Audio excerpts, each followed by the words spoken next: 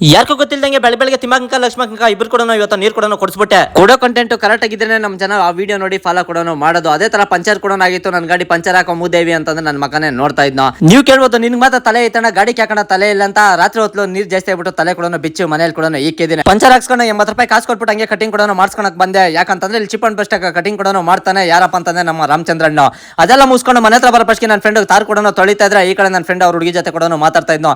ಇಂಥವ್ರಿಗೆಲ್ಲ lover ಕೂಡ ಅವರೇ. ನಾನು ಇನ್ನೂ ಸಿಂಗಲ್ ಆಗಿ ಕೂಡ ಇದ್ದೀನಿ. ನೀವು ಯಾರಾದ್ರೂ ಸಿಂಗಲ್ ಆಗಿದೆ ಕಮೆಂಟ್ ಬಾಕ್ಸ್ ಕಮೆಂಟ್ ಮಾಡಿ. ಅದೇ ತರ ಜಲ್ ಕಡ್ಡಿ ಕೂಡ ಬೇಕಾಗಿತ್ತು. ತುಂಬಾ ಜನ ಕೇಳ್ತಾ ಇದ್ರೆ ಯಾರನ್ನ ನಿಮ್ಮ ಅಣ್ಣ ಅಂತ. ಇವನೇ ಜಲ್ ಕಡ್ಡಿ ಎತ್ಕೊಂಬತ್ತಾನ, ಇವನೇ ನಮ್ಮ ಅಣ್ಣ.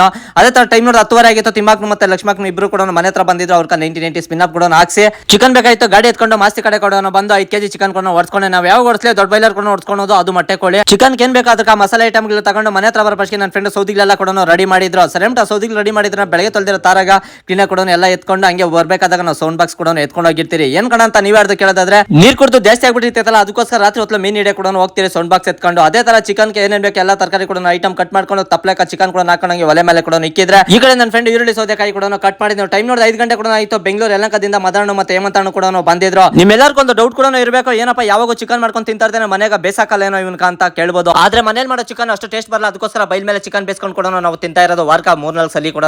ಅದೇ ತರ ನಾವು ನೀರು ಕುಡಿತಾ ಈ ಕಡೆ ನನ್ನ ಫ್ರೆಂಡ್ ಹಸು ಕೂಡ ನೀರು ಇಕ್ತಾ ಇದ್ನೋ. ಇದನ್ನೆಲ್ಲ ಮಾಡಿ ಮುಗಿಸ್ಕೊಂಡು ಮನೆಗೆ ಹೋಗ ರಾತ್ರಿ 9:15 ಕೂಡ ಆಗಿತ್ತು. ಅವ್ರು ಬೆಂಗಳೂರು ಕಡೆ ಹೋದ್ರೆ ನಾನು ಊರ್ ಕಡೆ ಕೂಡ ಬಂದೆ. ಇವತ್ತಿನ ಕತೆ ಇಷ್ಟು ನಾಳೆ ಸಿಗ್ತೀನಿ ಫ್ರೆಂಡ್ಸ್.